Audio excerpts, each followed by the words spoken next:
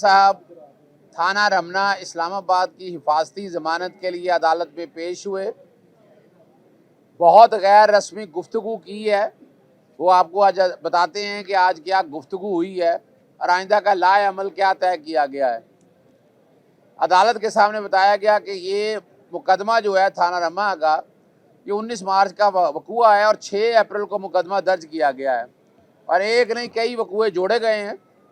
तो इसकी हिफाजती ज़मानत दी जाए ताकि इस्लामाबाद से जाकर ज़मानत कराई जा सके। अल्टीमेटली इसकी ज़मानत की तारीख जो है वो 28 अप्रैल तक ज़मानत दे दी है। प्रोटेक्टिव बेल अब से कहेंगे, हिफाजती ज़मानत कहेंगे। दूसरा, इमरान खान साहब कल बहुत जल्द इजलास बुला रहे हैं वोकला का।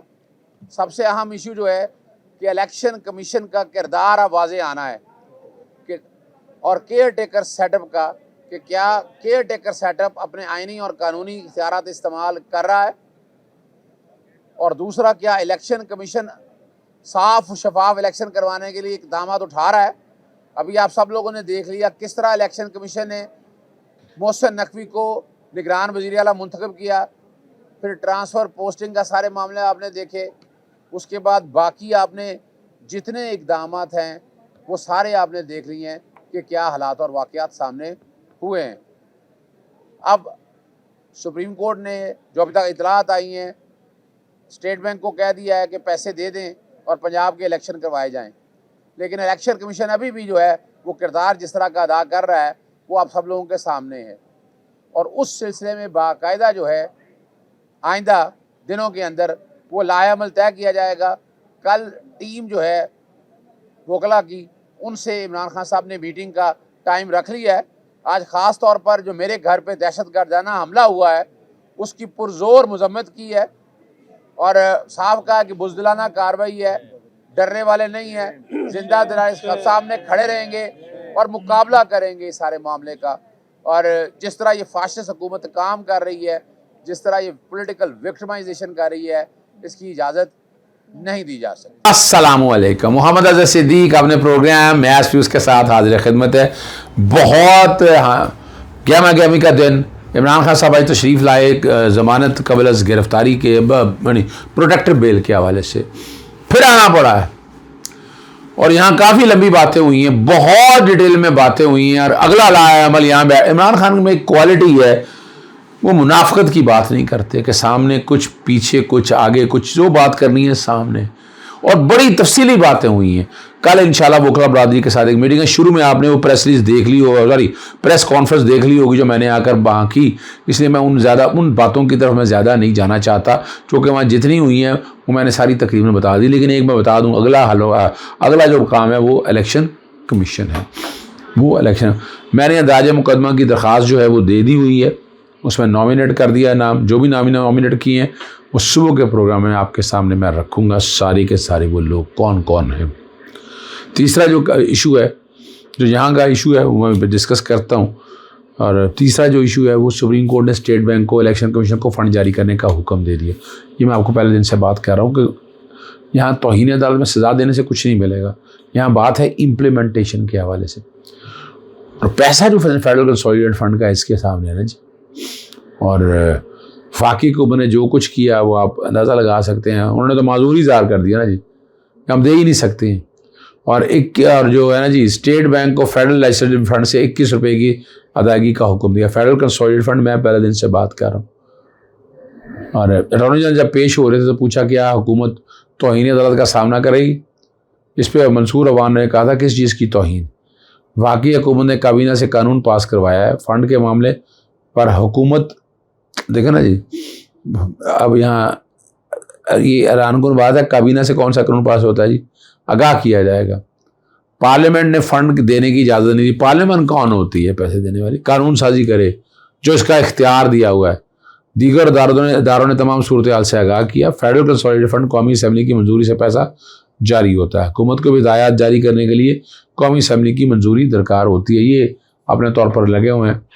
और इन चैम्बर समाअत हुई और जो लोग चैम्बर में पेश हुए, अटॉर्नी जनरल वज़ारत ख़जाना के अहकाम पर जस्टिस एजाज़ुल हसन और जस्टिस मुनीम अख्तर भी समाअत में मौजूद। वफाकी हुकूमत इंतखाब के लिए फंड के इजरा में बेबस है। पार्लियामेंट ने हुकूमत को फ़ंड जारी करने का इख्तियार ही नहीं दिया।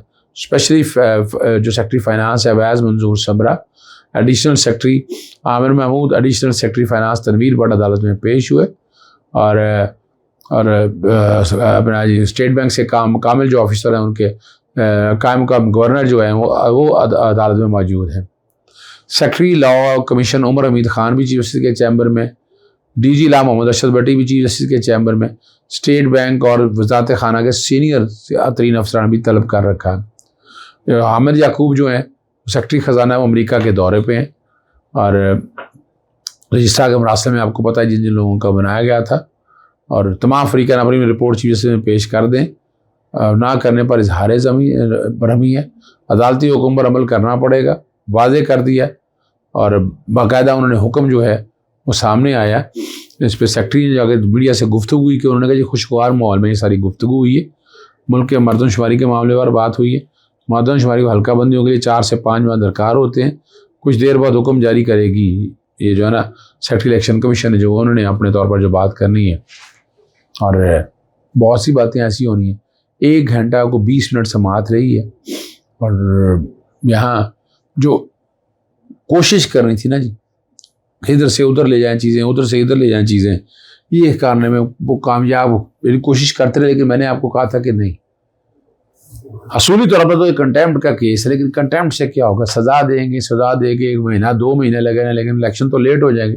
तो आज के हुक्म के मुताबिक आप कह सकते हैं कि इलेक्शन 14 मई को हो रहे हैं। सिर्फ इलेक्शन मुलतवी करने की एक ही वजह नज़र आती है मुझे, यहाँ सैलाब आ जाए, जल्जला आ जाए, लड़ाई हो जाए, जंग हो जाए, तूफ़ान आ जाए या कोई बंदा मर जाए, बस ये। इसके अलावा तो मुझे इलेक्शन मुलतवी होते हुए नज़र नहीं आते। और इसलिए बार बार कहता हूँ मैं, मई में जो है मुझे एक्सपेक्टेड है कि शायद वफाकी हुकूमत या 2 सूबाई हुकूमतें जो है वो तहरीर कर दी जाए मई 10 तक, या मई पहले हफ्ते में आप कह दें, और फिर जाके सुप्रीम कोर्ट से ये कहा जाएगा कि जनाब वैसे तो इलेक्शन उन्होंने अक्टूबर में नहीं करवाने हैं। मैं बड़ा क्लियर हूँ इस हवाले से, मैं बता दूँ आपको, मैंने बार बार मैं आपको बताता हूँ, मैं बता रहा हूँ, मैं बड़ा क्लियर। चलें आगे आपको लेकर चलते हैं ट्रांसफ़र और पोस्टिंग वाले केसों के अंदर। ये बड़ा अहम मैटर है। सईद तारिक महमूद वहाँ उन्होंने बताया कि जी निकाल दिया है, उसको डी नोटिफाई कर दिया है। फिर मैंने 22 फरवरी का ऑर्डर पढ़ के बताया जो लाहौर हाई कोर्ट के लार्जर बेंच का है कि वो पॉलिटिकल यानी इलेक्शन पे असरअंदाज होने के हवाले से है। ये पोस्ट इलेक्शन पे कैसी असरअंदाज होती है, लेकिन अदालत ने कहा कि आप इसको अमेंड कर लें। और ये मैं वो सारी चीज़ें लेके आ रहा हूँ, लेकिन साबित हो गया है, और ये एक बात मैं मुख्तलिफ TV चैनल्स पे भी यह बात कर रहा हूँ कि इलेक्शन कमीशन एक सोल टारगेट ऐसा है, अगर ये ठीक हो जाए तो ये मुल्क में जो इस वक्त हालात चल रहे हैं ये कभी ख़राब ना हो। इलेक्शन कमीशन इलेक्शन कराने हैं वक्त के ऊपर, इलेक्शन कमीशन ने फंड्स अगर अरेंज करने हैं तो इख्तियार आर्टिकल 220 के तहत उसके बाद मौजूद है, लेकिन वो करना नहीं चाहता। जी बिल्कुल ऐसा ही कह रहा हूँ मैं।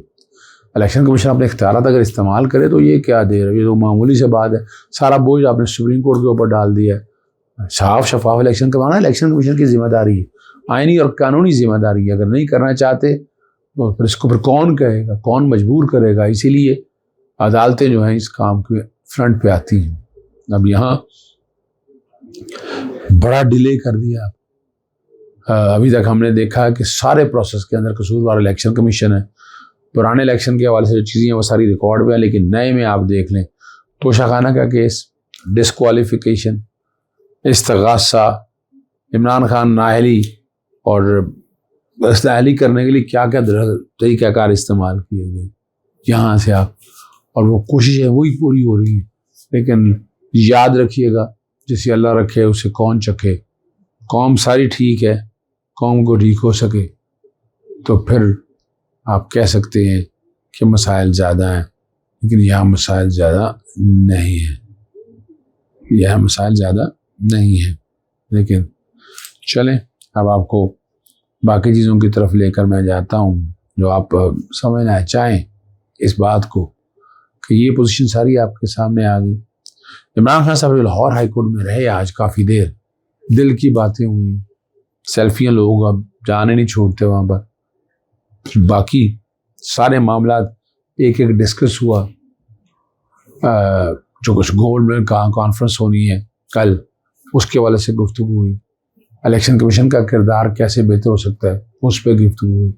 ट्रांसफ़र पोस्टिंग सारी कैसे ठीक हो सकती है, उस पर बात हुई।